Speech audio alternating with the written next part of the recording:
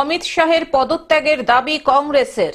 কেন্দ্রীয় স্বরাষ্ট্রমন্ত্রী অমিত শাহের পদত্যাগের দাবি তুলে অবস্থান বিক্ষোভ কংগ্রেসের। বৃহস্পতিবার দুপুর থেকে মালদা জেলা কংগ্রেস নেতৃত্বের উদ্যোগে গান্ধী মূর্তির পাদদেশে অবস্থান বিক্ষোভে বসেন জেলা কংগ্রেস নেতৃত্ব। সংসদের সংবিধান রচয়িতা বি.আর. আম্বেদকরকে নিয়ে কুরুচিকর মন্তব্য করেছিলেন অমিত শাহ। এরই প্রতিবাদে মালদা জেলা কংগ্রেসের পক্ষ থেকে গতকাল এই অবস্থান বিক্ষোভ কর্মসূচি গ্রহণ করা হয়।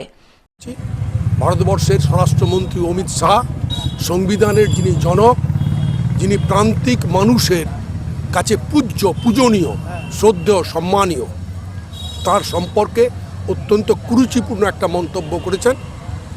আমাদের নেতা রাহুল গান্ধী, কংগ্রেস সভাপতি মল্লিকার্জুন খার্গে যখন তীব্র প্রতিবাদ করেছে, তখন তাদের বিরুদ্ধে সংসদে মিথ্যা মামলা করা হয়েছে।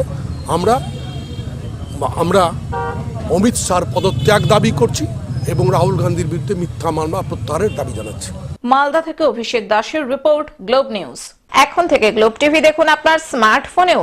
গুগল প্লে স্টোর অথবা অ্যাপল স্টোর থেকে ডাউনলোড করুন গ্লোব টিভি লাইভ অ্যাপ। এছাড়াও জিও টিভি অ্যাপ থেকেও দেখুন গ্লোব টিভি লাইভ।